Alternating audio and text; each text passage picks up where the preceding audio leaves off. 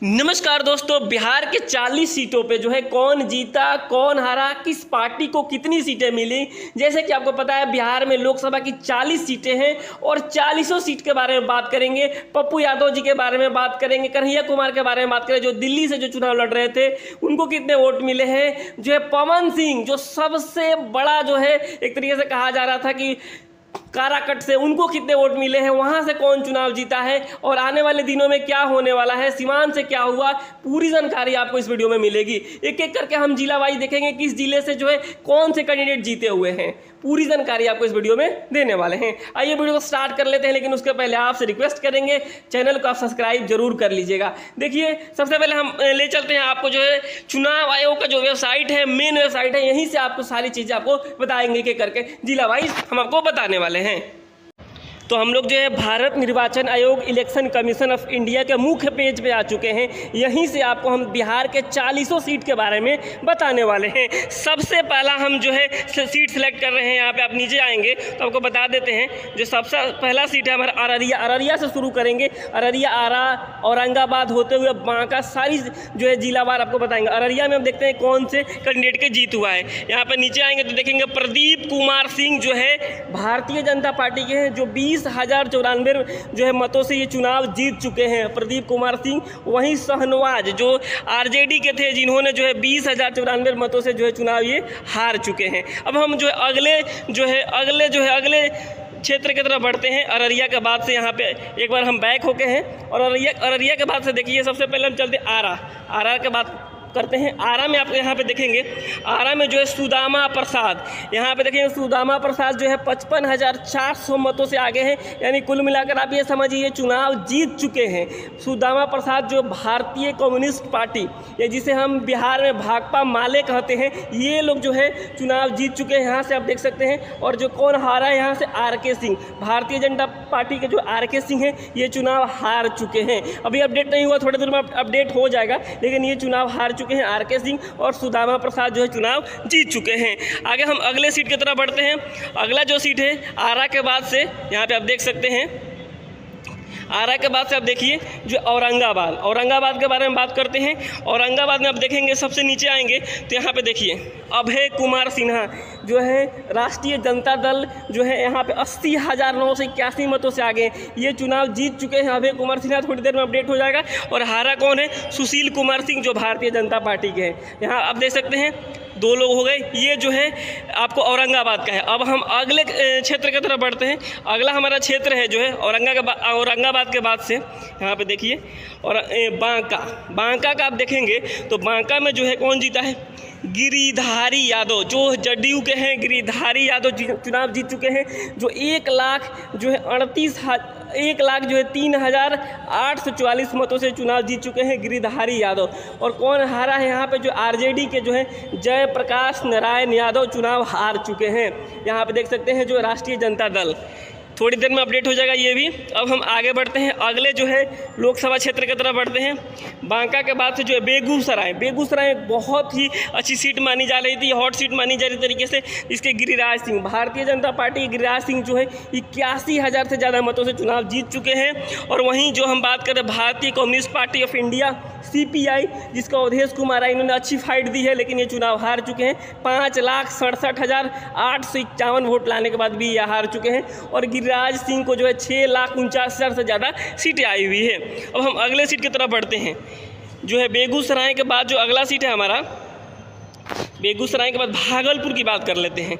यहाँ पे देखिए भागलपुर में जो है जनता दल अजय कुमार मंडल जो है चुनाव जीत चुके हैं।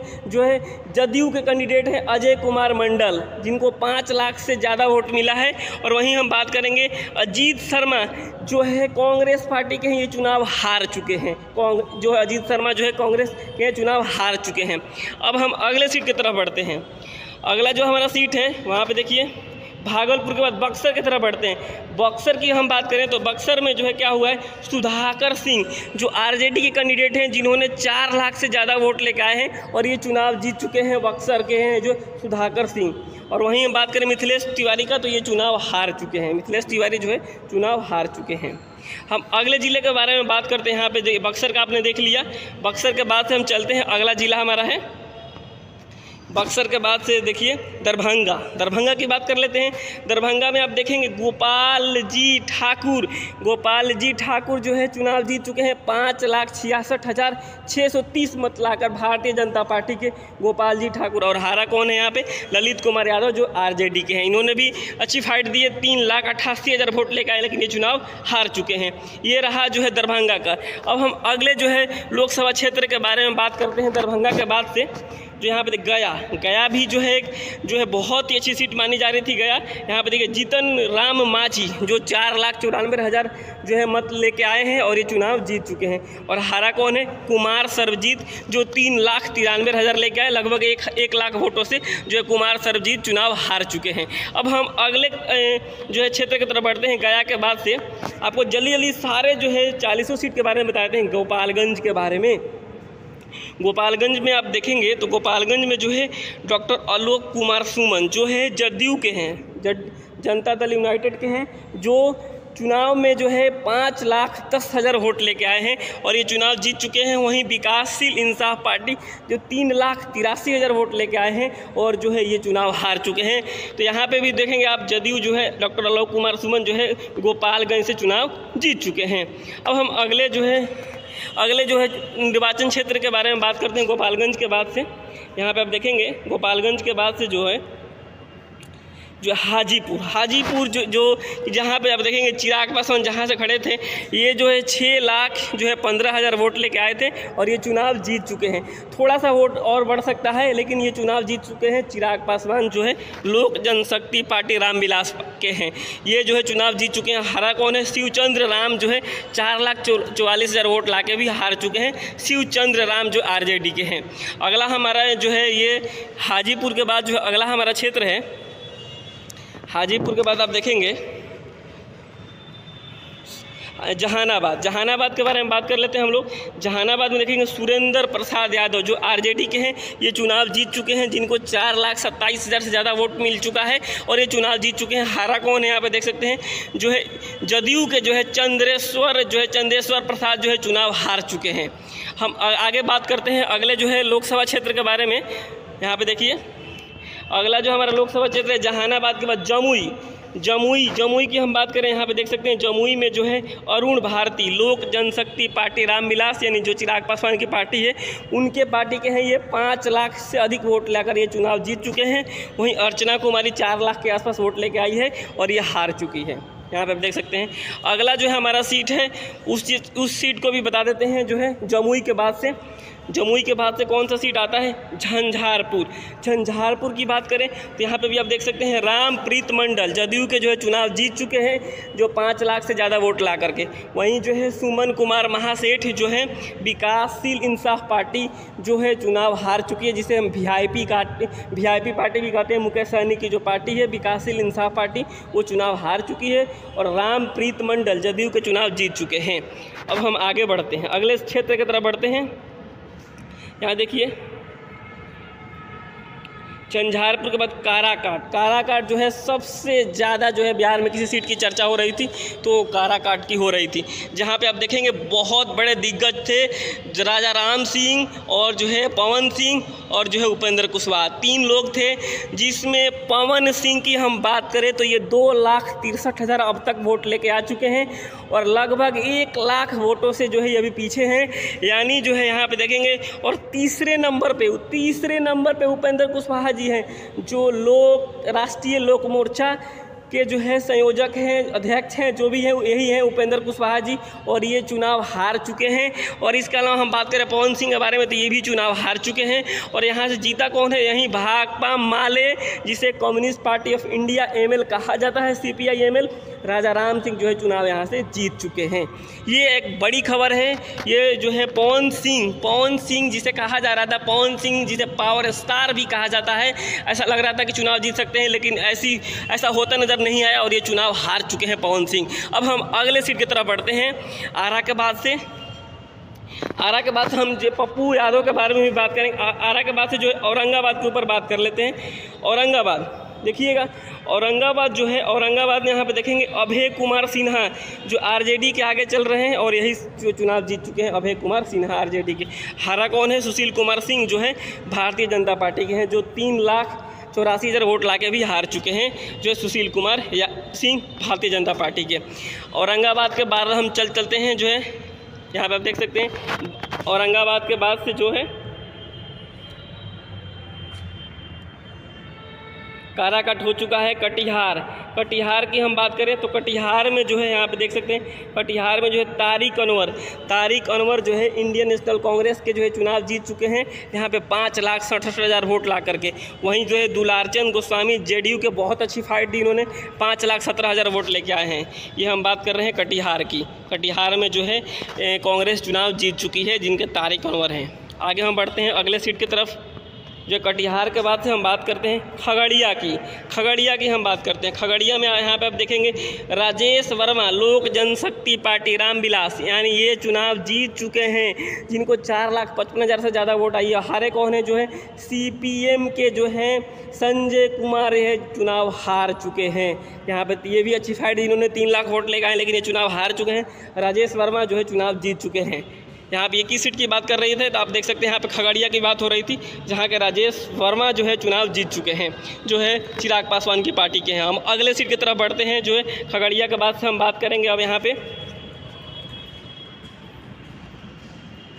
तो खगड़िया के बाद हम लोग किशनगंज का देख लेते हैं। किशनगंज से कौन चुनाव जीत रहा है? यहाँ पे देखेंगे मोहम्मद जावेद जो इंडियन नेशनल कांग्रेस के हैं, जिन्होंने 3,93,000 वोट लेके आ चुके हैं। और वहीं हम बात करें जो है मुजाहिद आलम जो 3,38,000 वोट लेके आए हैं। वहीं तीसरे नंबर पे जो है AIM की पार्टी चल रही है, यानी पहले नंबर पे जो है कांग्रेस जो है आगे चल रही है और ये चुनाव जीत चुके हैं मोहम्मद जावेद।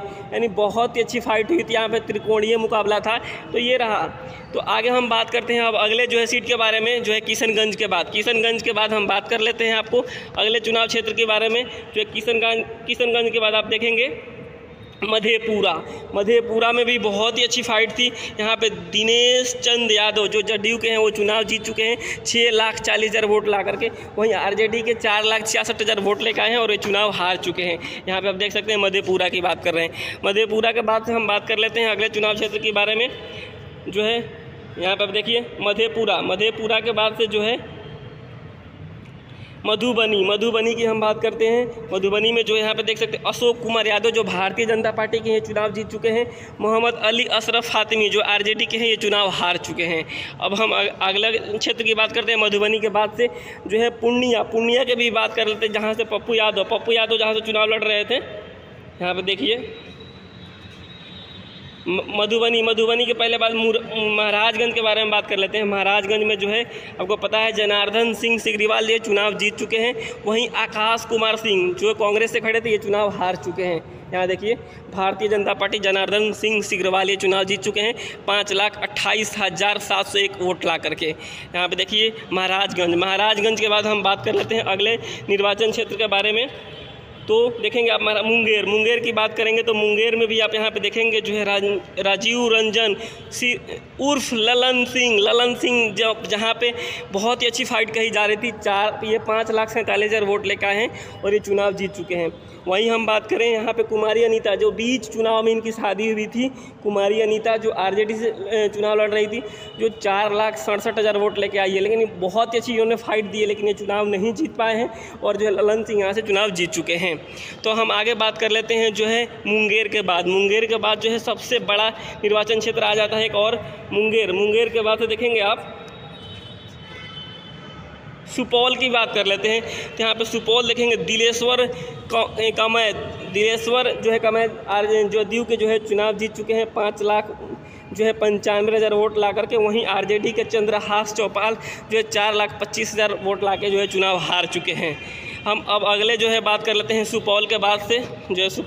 आप देखेंगे सीवान की बात कर लेते हैं हम। सीवान की बात करें तो सीवान में जो है आप देखेंगे कि जो है विजय लक्ष्मी देवी जो जदयू की कैंडिडेट थी वो चुनाव जीत चुकी है। और हेना साहब निर्दलीय जो खड़ी थी, जो मोहम्मद शहाबुद्दीन की ये पत्नी है, ये जो है 2,71,000 वोट लेके आई है। बहुत अच्छी इन्होंने फाइट दी, लेकिन ये चुनाव हार चुकी है। वहीं अवध बिहारी चौधरी जो है पूर्व स्पीकर रह चुके हैं, जो आरजेडी के, इन्होंने भी वोट 1,84,000 का वोट लेके आए, लेकिन ये चुनाव हार चुके हैं। और यहाँ से जो है विजय लक्ष्मी देवी जो है चुनाव जीत चुकी है। सीवान की हम बात कर रहे थे, जो काफ़ी अच्छी सीट मानी जा रही थी। यहाँ पे जो है त्रिकोणीय मुकाबला था, हेना साहब, अवध बिहारी चौधरी और जो है विजय लक्ष्मी देवी के बारे में।